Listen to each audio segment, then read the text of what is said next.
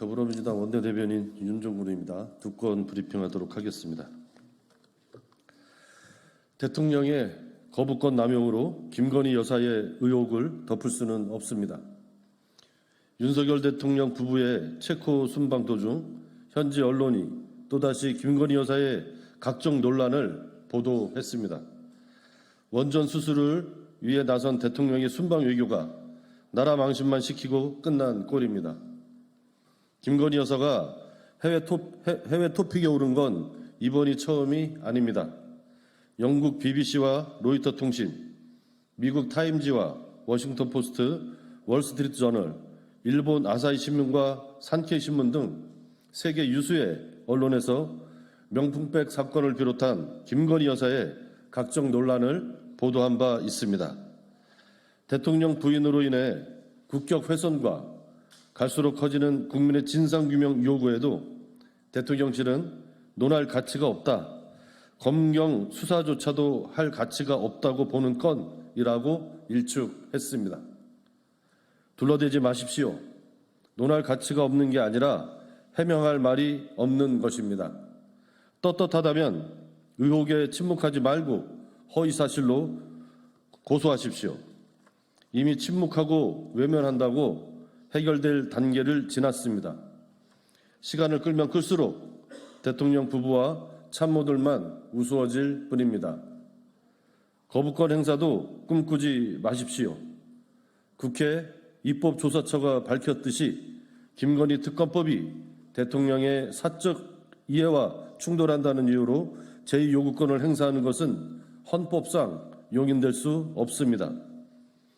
대통령은 법을 뛰어넘어 무엇이든 마음대로 할 수 있는 전제군주가 아닙니다.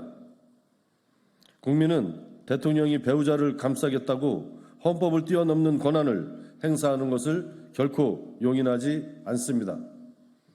윤석열 대통령은 더 이상 국민 분노를 키우지 말고 즉각 김건희 특검법을 수용하기 바랍니다.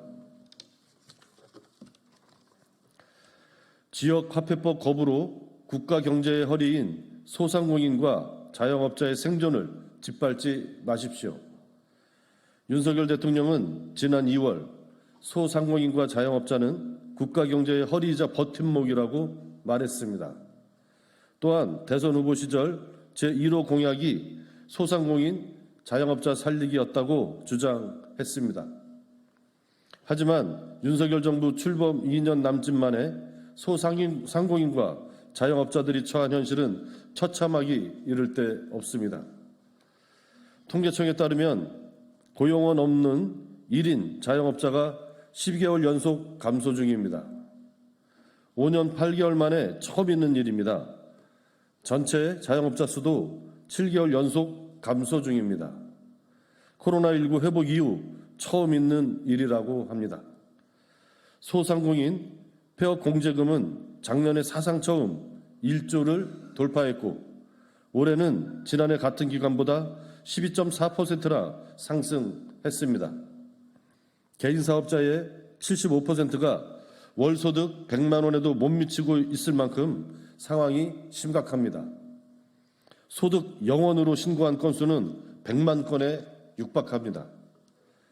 내수 부진과 경기 악화로 소상공인과 자영업자는 불황을 넘어 고사 직전입니다.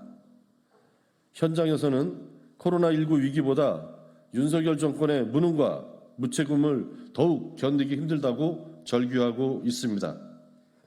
그런데도 윤석열 정권은 골목상권 활성화로 소상공인과 자영업자를 살리기 위한 지역화폐법을 거부하겠다니 제정신입니까?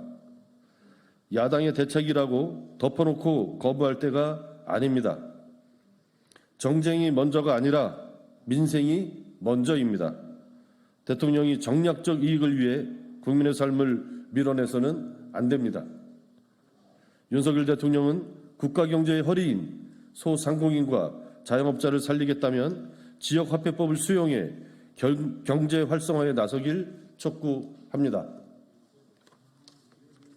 네, 마치겠습니다.